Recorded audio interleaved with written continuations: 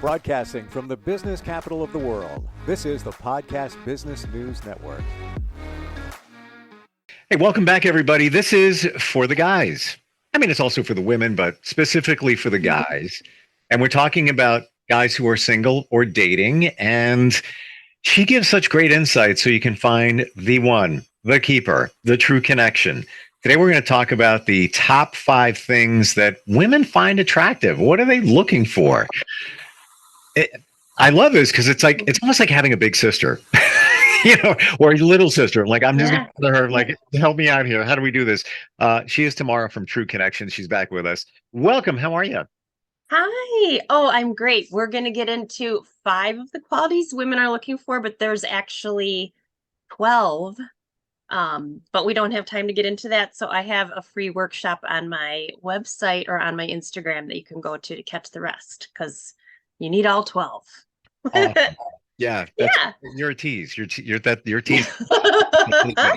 Absolutely.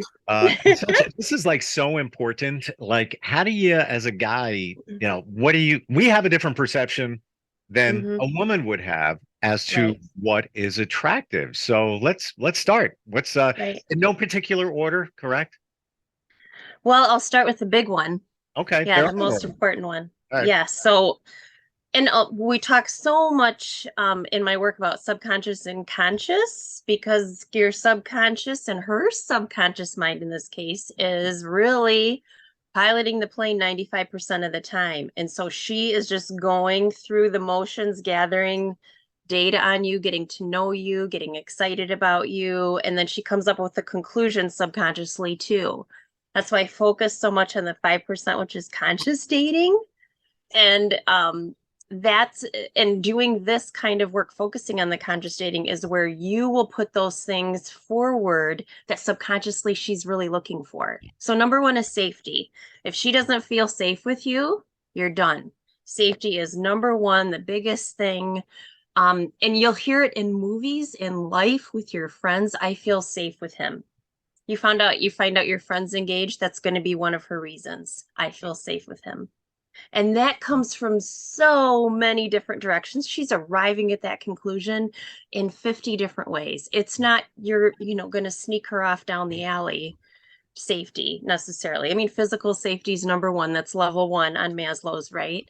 But she quickly progresses to all the other elements to really see how she feels in your presence. I would imagine also, tomorrow, it's safety in expressing her feelings and emotions. She's safe to do that.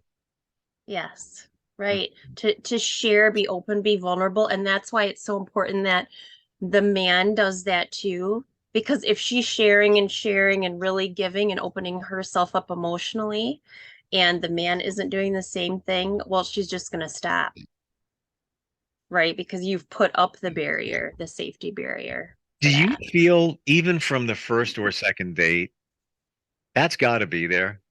Or there has to be a little hint of an element of, yeah, I can feel safe with him. Again, we're not just talking about the dark alley situation, but just overall, you got to, feel that, like, I can share things with him. I'm good. Good. Right. You're going to know, right? And I think that's your rapport. That's your chemistry and connection right away. Right. And if it's not there, maybe it can come a little bit later on, of course, once you get to know each other a little bit more. But I feel that it's got to be like, there's got to be little nuggets of there in the beginning, or else it's not going to work. Absolutely. And the door can open slowly. But if the door doesn't open for, like by the 3rd date, like she doesn't feel it opening slowly, she's out, because she really wants to be able to share and be open. But she also wants to know about you. To feel safe with you, she needs to get a real sense of you. So in the beginning, it's like chemical primal, the alley analysis, right? Then she's looking at, she would like another drink. So then you get the server for her. She trips on the sidewalk and you catch her before she falls. And you give her directions and give her, an assessment of the restaurant and the layout. You make sure it's in a public place. There's all those little things that add up to safety for her and physical. And then through your conversation, like you were saying, you're showing it through active listening. you're remembering what she's saying, you're remarking on what she's saying, and then you're sharing back. So she shares something about high school, and then you know, say, oh my gosh, something similar happened to me, and now you've got this great banter going. So it's progressive, but yeah, safety is definitely number one. And then she's looking, I mean, financial too, right? Mental, emotional, spiritual. You know, she's looking for all these sources of safety, you know, in alignment. And she does like it when you disagree and show that you kind of have a different angle or a different story or kind of a different belief or philosophy on something. She likes that too, because then she knows you're honest and trustworthy. And despite what she may conclude, you're still going to show her who you are. And it can also be fun, the Yeah. Yes. disagreement, you know. Mhm. Hanging with somebody now, and you know, there's a little age difference, but we're on the same page of everything. Um, and I like some classic rock, and as does she. But like, you know, Steely Dan, not classic rock, you know, it's a poppy rock. There's some I respect them. She loathes them. So then I will joke around. I'll just sometimes I'll send, That's you know, great. a link to a video or something like that, just to, just stick it to her, just in a fun way. But we Yeah. disagree. We disagree. And maybe, you know, I could be driving or we walk into a store or something like that. And I'm like, that's Steely Dan. They're playing Peg right now, Yeah. just to be a jerk. But I want to go back to, in a fun way. I want to go back to Right. what you said about feeling safe. And I think this is one of the most important for both in terms of feeling safe. Safe to be yourself. Yes. Yes, that's ultimately what we want. Right? Unconditional love, Yep. right? Yep, we don't like the same music. Okay. Not Well, a big deal. not a big deal. You know, Yeah. I mean, it Yeah. can't, you can't be on polar opposite sides. You know, Right. I like classical. Well, I like metal. All right, probably not going to work because I love live music. I'll Right. go see anything. I don't care what it is. Yeah. But yeah, Right. you have to be on some levels, but Mm. just, and well, that's what makes the relationship work. You feel like you're being yourself, but you feel safe to share Right. things in being yourself. It's not like you're hiding things, and it should feel that way. Hmm. I believe in the even in the beginning. You know, you are Yes. you. Hmm. Maybe not being 100% you. Maybe you're not even being 50% you on the first date, maybe Hmm. the second. But there's a lot of you Hmm. going in there. Um, Yes. you know, if you Right. feel a little bit guarded, I don't know if I could say that to her, or I don't know if I could say that yet. You know, Right. maybe it could take some time. But But okay, that's conscious dating, though, being wise about what and when to share. Like, you're not going to launch into the full story about your ex and why your marriage dissolved or your biggest heartbreak on your first date, because the first date's meant to be playful, lighthearted. Like, she might ask you, so you have your 2 or 3 sentence answer prepared, change the subject, move on, or, you know, just keep it lighthearted. And that's just being mindful. yep, That's just kind of respecting the process and where you're at, because you don't want to lose your connection or kind of confuse her about like sharing that depth info, you know, that in-depth information so soon. Yeah, that just yep. can go all sorts of wrong directions. So I don't consider that not being yourself. I consider that being mindful and Oh respectful of yeah. the process When and I say being, being yeah. yourself, I mean just in normal situations. You know, just in Oh yeah. general. You know, that's a different one. That's a you want the other person to know the deep details on your ex and Hmm. what went down, all Yes. of that. But yeah, you're right. You need to Hmm. carefully have that, you know, 2 sentences, you know, what happened and where you're at, Hmm. and then move on from it and then circle back to it another time. Don't, you know, dwell. Right. I just got a text from my ex earlier today. I just can't believe. Like, yeah, can you believe that she's Exactly. her attorney again? Like, that kind of, well, actually, this is a true story, but anyway. But you can't, you don't want to go there. It's not even worth it. Yeah. And it just it brings it down anyway. So why Right. do it? Why do it? Okay. Well, and it's fun in the beginning stages. Like, you're gathering all this fun information about her. What music does she like? What are her favorite foods? Or she Right. doesn't like this kind of, you know, margarita. Or, like, for instance, I dated for someone for months. He never once asked me what kind of music I liked. And every time we got in the car, he put on a station that I loathed. And I would just suffer. Like, we'd be on a 3 hour, like, road trip listening. And it's a station, you know, like a genre that I don't Mm. like. And I was like, So what message does that send me though, when he doesn't ask about little things like that that are a major part of our environment? He just wasn't like completely in tune or perceptive, and so that did really kind of make me feel unsafe, and in addition to some other things. So my conclusion at the end with all those little bits of data, because not asking me what kind of music I like is small, but when you combine that with other things, unsafe.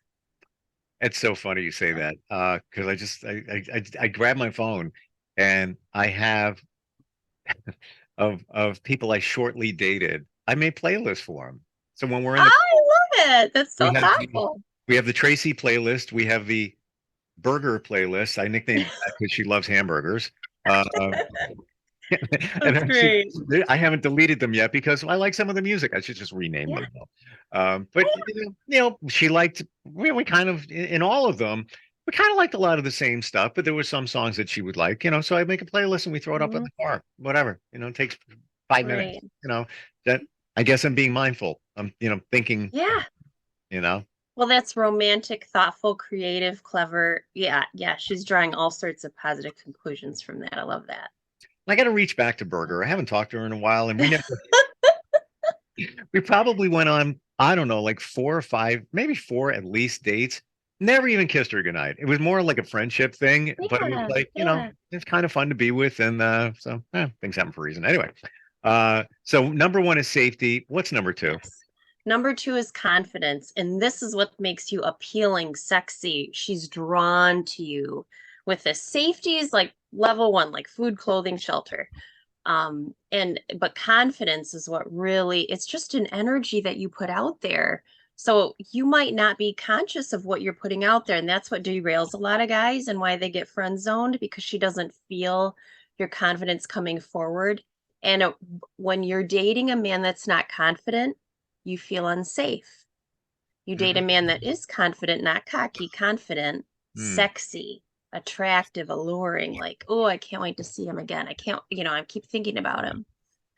Yeah, these are two are connected, but it's also different because your confidence, then she knows that you will think of things, you will take care of a situation if it comes up, or she can rely on you to be on time, to keep your word, to be honest, all those sorts of things, that you know what you want and need, that you know what you bring to the table. There's so many ways that your confidence comes out, but primarily it's in your vibe, your energy, and how you articulate like what you're saying, your thoughts and feelings. So if you're coming through in a soft way, like in a more like nurturing soft tone, that's really great for certain subjects, but the rest of the subjects she wants to see your more masculine side. So that's why you sit in the car and you do your conscious dating exercise before you go into the restaurant. You put your masculine energy on so it comes forward.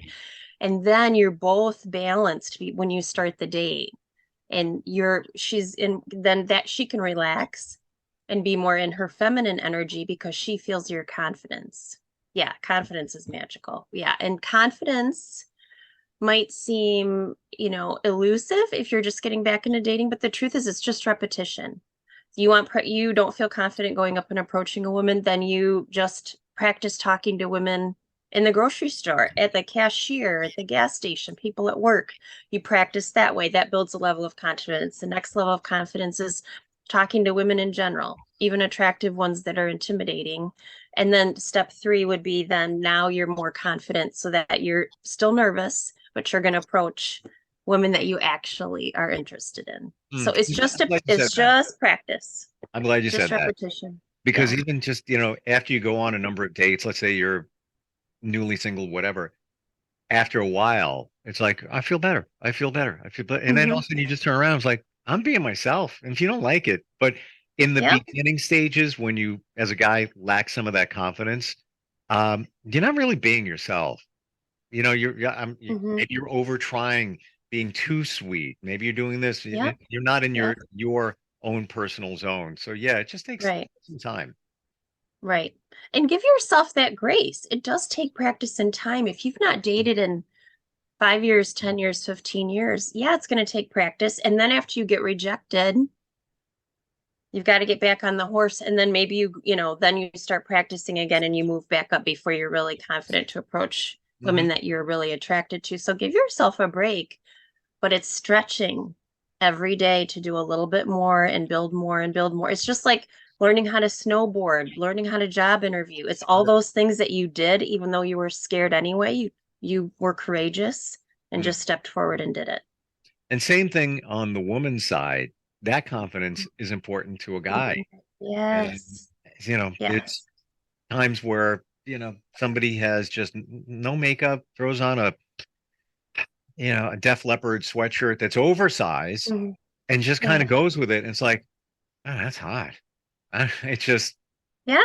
Because she's okay. She's yeah. comfortable in her own skin. And she doesn't even know she's doing Yeah. it. This is what I do. Yes. I don't need to put on makeup today. I'm good with it. Like, whoa, okay.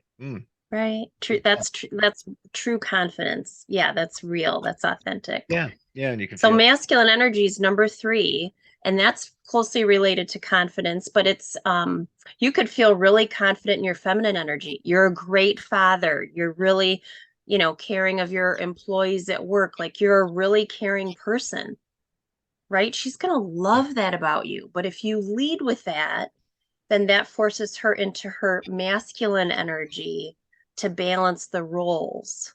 You both have masculine and feminine energy, and you're both going to bring those to the relationship. And that's what makes a really good partnership, right? You are both doing both things. So you can support each other and have each other's backs. But mm. if you walk in with your feminine energy on, you're going to get friend zoned because she's now in her masculine energy, and 90% of women don't want to be. They want to be the woman in the relationship and have the feminine role. They might be a badass boss all day, but they really want to let their hair down and be in the feminine role with you. And So they, that's why, again, you make sure your masculine energy is coming forward before you even walk in the venue, or you'll forget. I, And I, she'll forget too. She'll walk in with her boss energy on, and you're like, dang. But if you have your masculine energy on, she'll remember to let her guard down, fall into her, femininity. And then she'll start to just fall for you because, again, that leads back to safety. I can be the woman, not be the boss, not lead all the time, and just be with you. you're on the guy side, you need a certain level of confidence, excuse me, especially when it comes from a woman, like you just said. And I know quite a few of them that are those take charge. Get out of the way. And your perception may be, oh, that's the way she is, Right. but she's Yeah. not. That's the way she is at work. But you Yeah. need to have confidence to realize that, to say, well, okay, she's got a softer side, call it that. Uh, Mhm. and And be 10% of women do want to be the boss full on all the time and want to wear the pants in the relationship. You know those women. So I'm really speaking to the 90% of right. women that would rather play the feminine role. And there's 10% of women too that want an actual like partner. They want to wear equal masculine feminine energy. But the other 80% of women really want to live in that feminine role with you. Yeah, they would love it for you to, you want to be in your masculine energy. It's just that society gets so confused and your role gets so confused in the different hats that you're wearing. You just forget sometimes to put that on before you go on a date. Mm, yeah. You got to be Yeah. mindful. That's it. Because every guy has Yes. the feminine energy, some a little bit more than others in terms of Yep. nurturing, emotion, and all of that. But there's a time and Right. place for everything. Yep. Yep. And I think that's the Exactly. key. That's even the confidence key to know when to pull those out. Yeah. Right? Yes. Right. Hmm. But she does want to see that side of you. It's just a majority of the time she wants to be able to stay in the feminine role and wants to allow you to be in the masculine role too. And the more you stay there, the more she can let her guard down and really just be open. Hmm. And feel Yeah. safe. Yeah. Feel safe. Exactly. All right. So that's number Yeah. 3 is masculine energy. Yeah. Number Number 4 is communicate, be open, share, be vulnerable. So now she does want you. This is a combination of masculine and energy and feminine energy because she wants you to say, I disagree. Oh, really? I grew up believing this, or that's interesting because that's not my experience. That's more masculine energy, right? And then active listening and then talking about, wow, you wouldn't believe what happened to me. And that's being vulnerable and open. It's also telling her what's maybe going wrong. So you're on date 10, you're really confused. These things don't add up, and you ask instead of just ghosting her, breaking it off. She's learning that she can trust you to communicate, ask questions when things are confusing, you voice your opinion.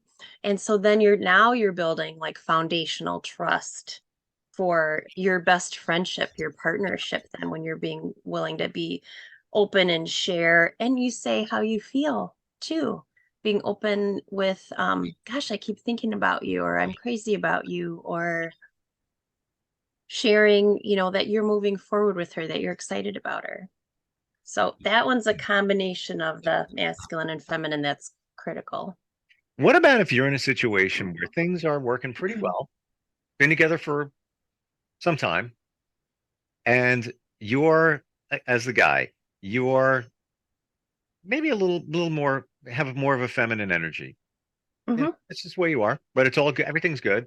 Yep. You express how you feel, and she doesn't give it back so much. You're expecting to Mm-hmm. hear it. I can't wait Yep. to see you again, or I really care about you, or you may, I adore you, but Mm-hmm. you don't hear it coming back. Where do you go with Yeah. that? Where do you go with that?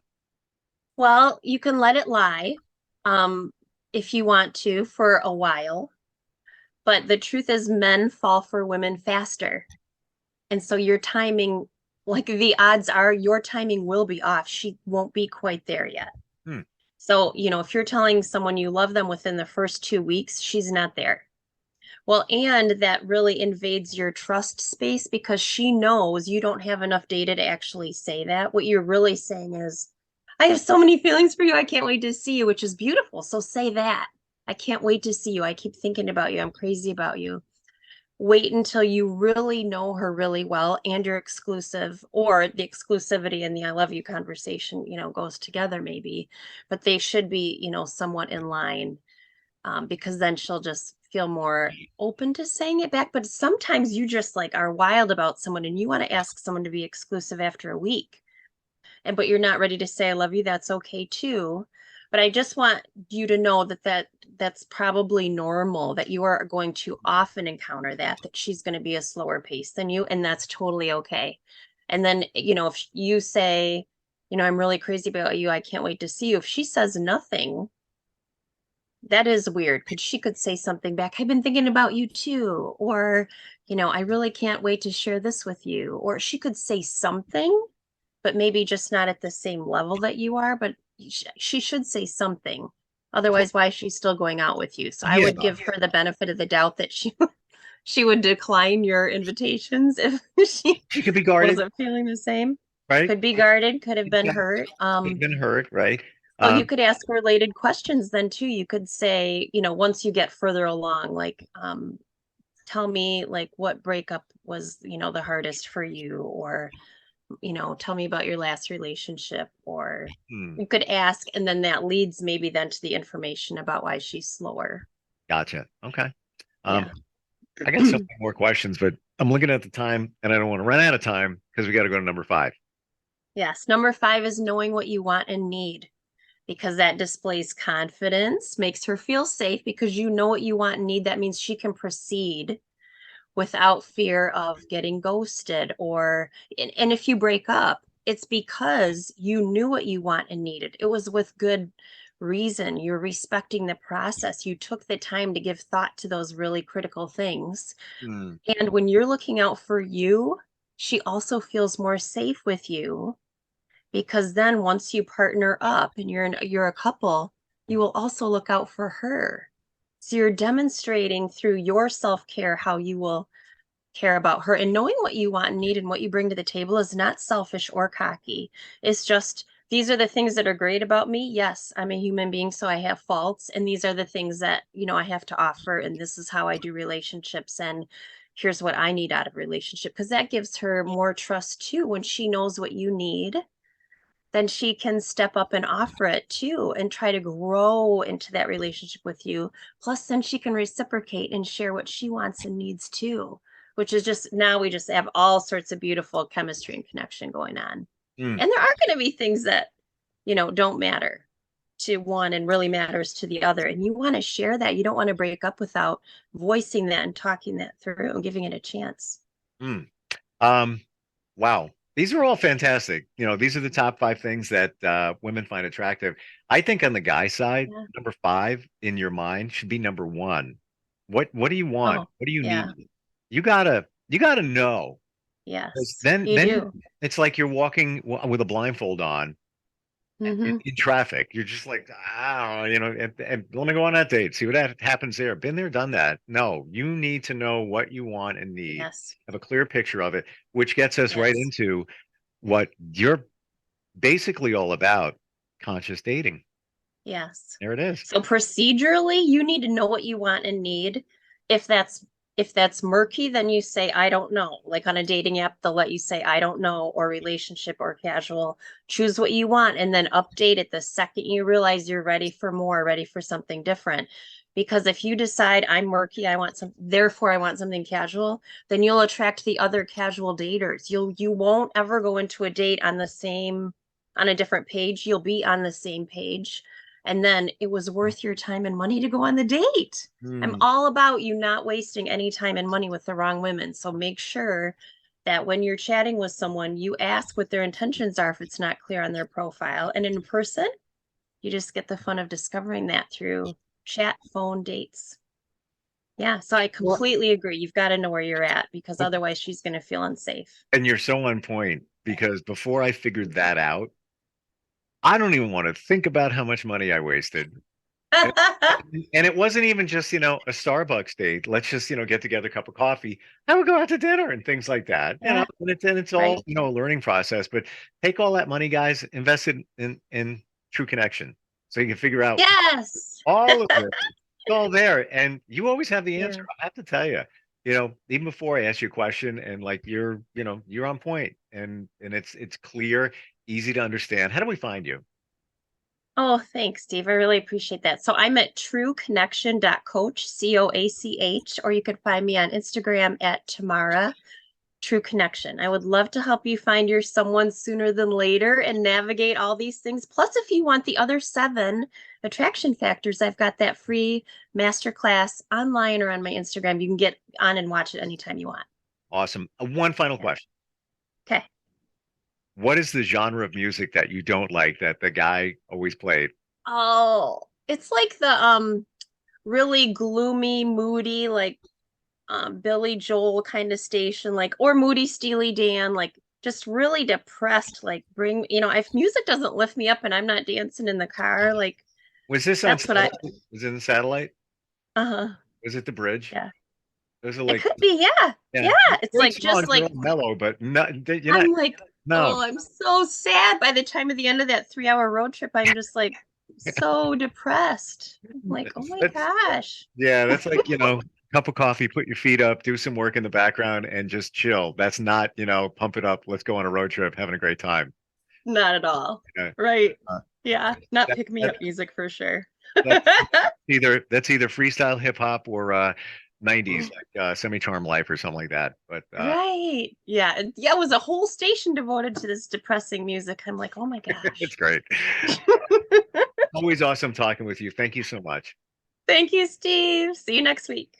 Are you looking for even more of the podcasts and hosts that you love? The Podcast Business News Network is proud to announce that you now have even more ways to listen live. Check out the MyTuner Radio, online radio box, and Simple Radio apps on iOS and Android, or find us online. Search for Business News Network on mytuner-radio.com or search Podcast Business News Network on streama.com and onlineradiobox.com/US. Take your podcast on the go and don't miss a minute of the action.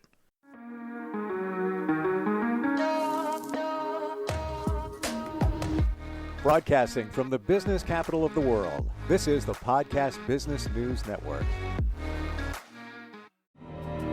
For nearly 2,000 severely injured veterans, everyday life has become filled with barriers.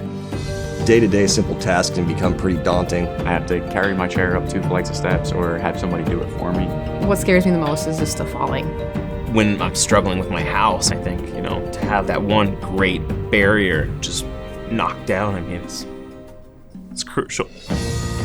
Home for Our Troops is a wonderful nonprofit that builds a mortgage-free, fully adaptive, handicap-accessible house. And there's no catch. It'll be our very first home that we've ever owned.